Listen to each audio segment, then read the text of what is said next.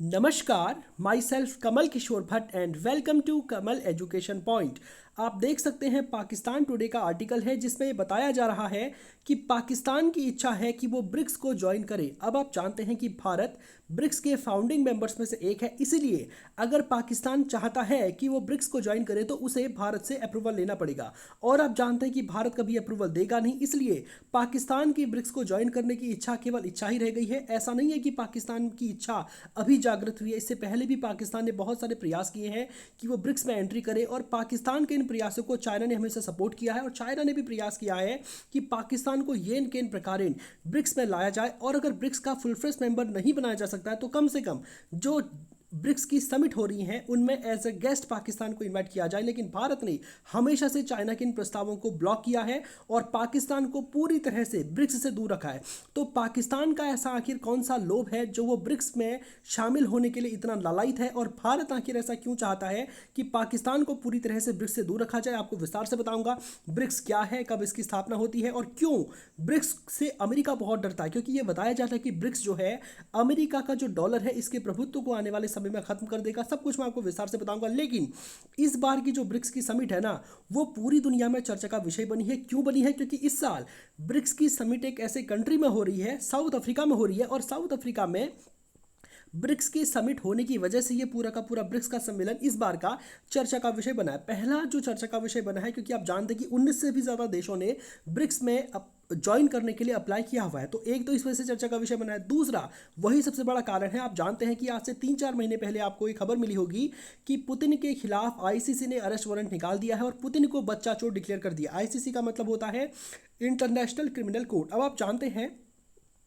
कि international criminal court के 121 या फिर 123 मेंबर कंट्रीज हैं और आईसीसी की कोई अपनी खुद की पुलिस नहीं है। ऐसा नहीं है कि अगर आईसीसी किसी व्यक्ति के खिलाफ अरेस्ट वारंट निकालती है तो आईसीसी की पुलिस उसको पकड़ने जाए। आईसीसी के पास कोई पुलिस फोर्स नहीं है। इसीलिए आईसीसी की जो मेंबर कंट्रीज होती हैं उनको ये सुनिश्चित करना होता है कि अगर कोई ऐसा व्यक्ति जिसे आईसीसी ने जिसके नाम अरेस्ट वारंट निकाला है, अगर वो आपके कंट्री में एंटर करता है तो आप उसको अरेस्ट करेंगे अपने देश में और उसे आईसीसी का जो हेडक्वार्टर है नीदरलैंड के हेग में, वहां पर उसे लाना सुनिश्चित करेंगे।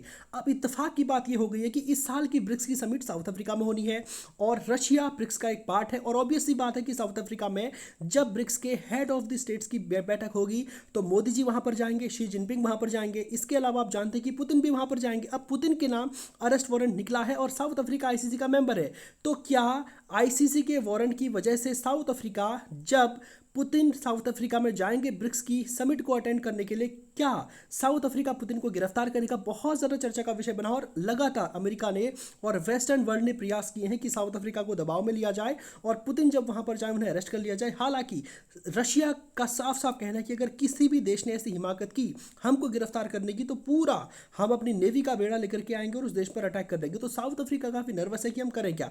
अगर पुतिन को अरेस्ट नहीं करते हैं तो कानून टूट जाता है और अगर पुतिन को अरेस्ट कर लेते हैं तो खामखा रशिया के साथ पंगा हो जाएगा। हाल ही में आपको पता है कि यहाँ के एक मिनिस्टर ने बाकायदा अमेरिका को धमका दिया था। जब उनसे पूछा गया कि क्या पुतिन को अरेस्ट करेंगे तो उनका कहना है कि पुतिन ने तो रशिया पर ही, यूक्रेन पर ही इन्वेजन किया था, इसलिए उनको अरेस्ट कर लें। लेकिन तुम लोग जो इराक को तुमने बर्बाद कर दिया, अफगानिस्तान को तुमने बर्बाद कर दिया, तुम्हारे खिलाफ तो किसी भी आईसीसी ने अरेस्ट वारंट नहीं निकाला, जबकि अरेस्ट वारंट तो तुम्हारे खिलाफ निकलना चाहिए था। तो ये सब कुछ मामलों को लेकर के साउथ अफ्रीका में इस साल जो ब्रिक्स की समिट होनी है इसको लेकर काफ़ी चर्चा का विषय बना और साउथ अफ्रीका ने प्रयास किया है कि वो ब्रिक्स में हेड ऑफ द स्टेट्स की बैठक को टालने का प्रयास करें। आप जानते हैं कि साउथ अफ्रीका के एक मिनिस्टर आजकल चाइना के दौरे पर है और उन्होंने एक प्रपोजल दिया है चाइना को कि जो ब्रिक्स की जो छोटी मोटी मीटिंग्स होती है ना, देखो कोई भी आपका समिट होता है उसमें साल भर में बहुत सारी मीटिंग्स होती हैं। उनके डिफेंस मिनिस्टर्स की मीटिंग होगी, फॉरेन मिनिस्टर्स की मीटिंग होगी, ठीक है, इसके अलावा और छोटी छोटी बहुत सारी वर्किंग ग्रुप्स की मीटिंग होगी और साल के अंत में एक शिखर सम्मेलन होता है जिसमें हेड ऑफ द स्टेट शामिल होते हैं। तो साउथ अफ्रीका ने प्रस्ताव दिया था कि जो छोटी छोटी बैठक हो रही है वो सब तो ठीक है हमारे यहाँ पर कर लो, लेकिन जो शिखर सम्मेलन होगा, हेड ऑफ द स्टेट का सम्मेलन होगा जहाँ पर पुतिन भी आएंगे और पुतिन के साउथ अफ्रीका आने की वजह से ये सारा का सारा मामला चल रहा है। तो उन्होंने प्रस्ताव दिया है कि क्यों ना ये जो कंप्लीट जो फाइनल वाली मीटिंग होगी उसको चाइना में आयोजित किया जाए। लेकिन चाइना ने कहा है कि तुम चिंता मत करो, अगर तुम पर कोई एक्सटर्नल प्रेशर आता है तो हम तुम्हारी रक्षा करेंगे। तो साउथ अफ्रीका में इस साल ब्रिक्स की जो हेड ऑफ द स्टेट्स है इसकी समिट होना प्रस्तावित है और ऑब्वियसली बात है कि पुतिन समेत सारी दुनिया के देश यहाँ पर जाएंगे और पूरी दुनिया का ध्यान रहेगा कि साउथ अफ्रीका क्या पुतिन को अरेस्ट करेगा। हालांकि ये सब जानते हैं कि पुतिन को कोई अरेस्ट नहीं कर पाएगा और किसी में इतना दम नहीं है कि इनको अरेस्ट कर ले। तो अब हम अपने सीधे सीधे अपने सेशन पर आते हैं कि दुनिया के 19 देश ऐसे हैं जिन्होंने ब्रिक्स में शामिल होने के लिए अप्लाई किया है, जिसमें से पाकिस्तान भी एक है। ठीक है, तो पाकिस्तान आप जानते हैं, आप खबर देख पा रहे होंगे कि पाकिस्तान ब्रिक्स का मेंबर बनना चाहता है। तो देखिए बहुत सारे दुनिया के देश हैं जिन्होंने ब्रिक्स में शामिल होने के लिए अप्लाई किया है। आप जैसे अल्जीरिया है, अर्जेंटीना है, इजिप्ट, इंडोनेशिया, ईरान, सऊदी अरब, यूएई और भी बहुत सारे देश हैं, टर्की है, ठीक है, युगांडा है, बहुत सारे, यहाँ तक कि अफगानिस्तान भी है। तालिबान भी चाहता है कि वो ब्रिक्स को ज्वाइन करे। तो ब्रिक्स की बहुत ज़्यादा डिमांड है और बाकायदा ईरान के जो प्रेसिडेंट है रईसी, इन्होंने तो बाकायदा ऐलान कर दिया, लगातार हर तीसरे चौथे दिन ये स्टेटमेंट दे देते हैं अपने यहाँ के लोगों को कि ईरान बहुत जल्द बनेगा ब्रिक्स का मेंबर। हालांकि बन पाएगा कि नहीं बन पाएगा ये तो हम नहीं जानते हैं, लेकिन बनना ब्रिक्स के में मुश्किल है, क्योंकि देखो एससीओ में तो आ चुका है। इस साल एससीओ की जो प्रेसिडेंसी है भारत के पास, और भारत ने इसको एससीओ का फुल फ्लेज मेंबर का दर्जा इसको दे दिया है और इसकी वर्चुअल मीटिंग हमारे यहाँ पर होनी भी है। तो ईरान को तो एफएटीएफ ने ब्लैकलिस्ट में रखा है, तो मुझे नहीं लगता कि इसको शायद ब्रिक्स में शामिल कर पाएगी दुनिया। तो ये सब कुछ मामला चल रहा है। अब आप सोच रहे होंगे कि क्या भारत चाहता है ब्रिक्स का एक्सपेंशन करना, और ब्रिक्स के एक्सपेंशन से क्या फ़र्क पड़ेगा। देखिए भारत का साफ साफ इसमें कहना है कि भारत चाहता है कि ब्रिक्स का एक्सपेंशन हो, लेकिन ब्रिक्स को भारत एक ब्रांड की तरह देखता है। BRICS is a brand, BRICS क्या एक एसेट है।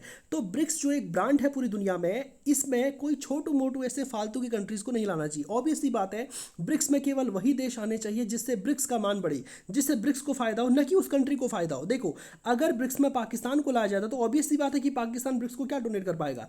तो भारत चाहता है, और दुनिया के अन्य देश भी, आप जानते हैं ब्राजील समेत दुनिया के सभी देश भारत के इस कदम का सपोर्ट करते हैं। जो जयशंकर साहब का जो स्टेटमेंट था कि BRICS is a brand, BRICS क्या है, एक ब्रांड है, ये एक एसेट है, और दुनिया के किसी भी ऐसे देश को ब्रिक्स में ज्वाइन न कराया जाए जिससे ब्रिक्स की क्रेडिबिलिटी, ब्रिक्स की वैल्यू जो है वो घटे। जैसे कि पाकिस्तान है, पाकिस्तान को अगर आप ब्रिक्स में ले आओगे, अफगानिस्तान को अगर आप ब्रिक्स में ले आओगे, तो ऑब्वियसली बात है कि इन कंट्रीज को फायदा होगा, ब्रिक्स को कोई फायदा नहीं होगा, और ब्रिक्स की जो शाख है वो इससे प्रभावित होगी। इसलिए भारत चाइना के हर उस कदम का विरोध कर रहा है जिसमें वो अपने पॉलिटिकल एजेंडा को पूरा करने के उद्देश्य से पाकिस्तान को ब्रिक्स में लाने का प्रयास कर रहा है। और भारत की जो ये कहना है कि ब्रिक्स का एक्सपेंशन ठीक है, लेकिन दुनिया के हर ऐरे गहरे देश को इसमें शामिल करना गलत है। इसका ब्रिक्स की सभी कंट्रीज जो है पूरी तरह से सपोर्ट करती हैं।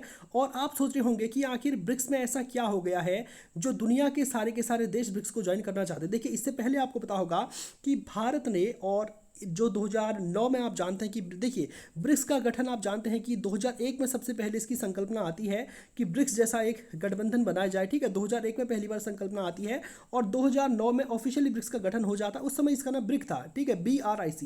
ठीक है, तो ब्रिक में कौन कौन सी कंट्रीज थी? एक ब्राजील, B फॉर ब्राजील है, R फॉर रशिया है, I फॉर इंडिया और C फॉर चाइना है। तो ब्राजील, रशिया, इंडिया और चाइना इसके फाउंडिंग मेंबर्स हैं, और बाद में इसमें साउथ अफ्रीका को भी ले लिया जाता है। इस तरह से ब्रिक्स बन जाता है। और आप जानते हैं कि इसकी एक बैठक हुई थी, उसमें डिस्कस किया गया था कि हम एक काम करते हैं ना, हम एक ब्रिक्स बैंक भी बनाते हैं, और ये जो ब्रिक्स बैंक है ये लोन देगा ब्रिक्स की कंट्रीज़ को।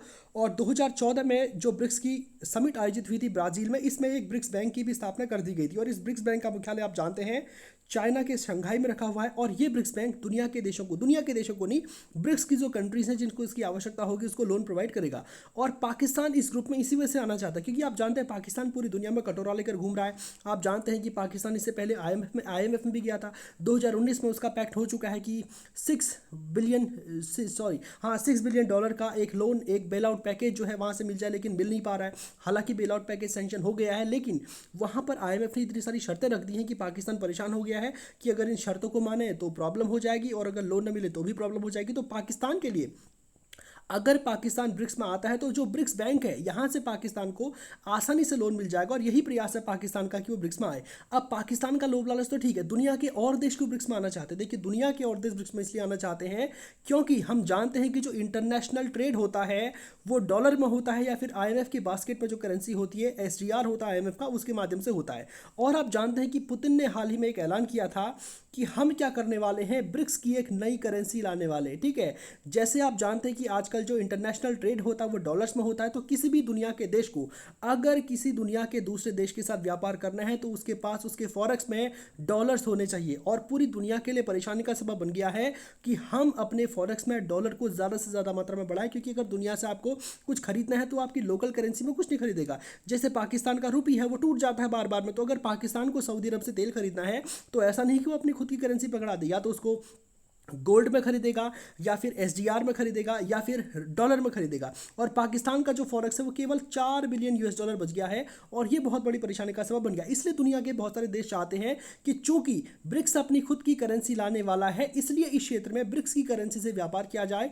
जो अमेरिका का डॉलर है इसके प्रभुत्व को चैलेंज किया जाए, जिससे कि यहाँ पर व्यापार आसान हो सके। इसलिए 19 देशों ने, जिसमें टर्की समेत और भी बहुत सारे देश हैं, इन्होंने अप्लाई किया कि हम ब्रिक्स को ज्वाइन करना चाहते हैं। तो आप जानते हैं कि ब्रिक्स को ज्वाइन करने के क्या उद्देश्य हैं? केवल दो ही उद्देश्य। पहला, ब्रिक्स का जो बैंक है उससे लोन मिल जाए। दूसरा, ब्रिक्स की जो करेंसी है इससे डॉलर का जो प्रभाव है वो खत्म हो जाएगा। और इसके अलावा आप जानते हैं कि आने वाले समय में, आप जानते हैं कि कोई दुनिया का कंट्री कितना मजबूत होगा वो इस बात पर निर्भर करेगा कि वो किस संगठन में है। और ब्रिक्स आने वाले समय में आप जानते हैं दुनिया का सबसे मजबूत संगठन होकर उभरेगा। G7 और वर्सेस ब्रिक्स, ठीक है, ये लड़ाई आपकी चल रही है जिसमें बताया जाता है कि ब्रिक्स बहुत ज़्यादा प्रभावित और इसने G7 को कहीं ना कहीं ओवरटेक कर लिया। और आने वाले समय में जो भी कंट्रीज ब्रिक्स का पार्ट होंगी वो कहीं ना कहीं डोमिनेट करेंगी। और आप जानते हैं कि अमेरिका भी जो ब्रिक्स है इससे काफ़ी ज़्यादा सेंसिटिव है, काफ़ी नर्वस है। और अपने आप में अमेरिका का जो वॉशिंगटन पोस्ट है ये बहुत सारे आर्टिकल पब्लिश करता रहता है कि जो ब्रिक्स है ये डॉलर के खिलाफ साजिश रच रहा है, लेकिन ये कभी अपने उसमें सफल नहीं हो पाएगा। कई बार आर्टिकल छपते हैं, the rise and fall of BRICS, हालांकि फॉल ब्रिक्स कभी हुआ नहीं है, राइज ही हुआ है, ठीक है। तो ये सब कुछ यहाँ पर चल रहा है और बताया जा रहा है कि अगर ब्रिक्स की खुद की करेंसी अगर आ जाती है तो भारत समेत जो ब्रिक्स की कंट्रीज हैं इनके बीच में ट्रेड बहुत आसान होगा। भारत आसानी से रूस के साथ व्यापार कर सकेगा ब्रिक्स की करेंसी के द्वारा। और दुनिया के और देश भी चाहते हैं कि हम ब्रिक्स को ज्वाइन करें ताकि हमको ब्रिक्स की बैंक से लोन मिल जाए, हम ब्रिक्स की करेंसी से आपस में ट्रेड कर सकें और अमेरिकी डॉलर पर जो हमारी निर्भरता है वो खत्म हो जाए। तो कहीं ना कहीं जो ब्रिक्स ये जो ग्रुप है ये अमेरिका के विरोधी है और अमेरिका इससे बहुत नर्वस। आप जानते हैं एससीओ भी एक ऐसा ग्रुप है जिससे जो अमेरिका के विरोधी है, लेकिन आप जानते हैं कि अमेरिका एससीओ से कुछ खास नहीं डरता, उसका कोई खास ऐसा मानना नहीं है कि एससीओ कोई उसको नुकसान पहुंचा पाएगा। लेकिन ब्रिक्स के बारे में आपको बताना चाहता हूं कि जितने आर्टिकल्स, जितनी थ्योरी, जितना रिसर्च अमेरिका दुनिया के किसी भी अन्य संगठन की नहीं करता, उससे कहीं ज़्यादा वो ब्रिक्स ही करता है कि ब्रिक्स में क्या चल रहा है, इसमें कौन सा कंट्री आने वाला है, इनका आगे क्या एजेंडा है, सब कुछ जो है अमेरिका रिसर्च करता है इस ब्रिक्स के ऊपर। तो उम्मीद करता हूं कि जो बातें मैंने आज के सेशन में आपको बताई हैं आप ठीक से समझ पाए होंगे। तो आज के सेशन को यहीं पे समाप्त करते हैं। धन्यवाद।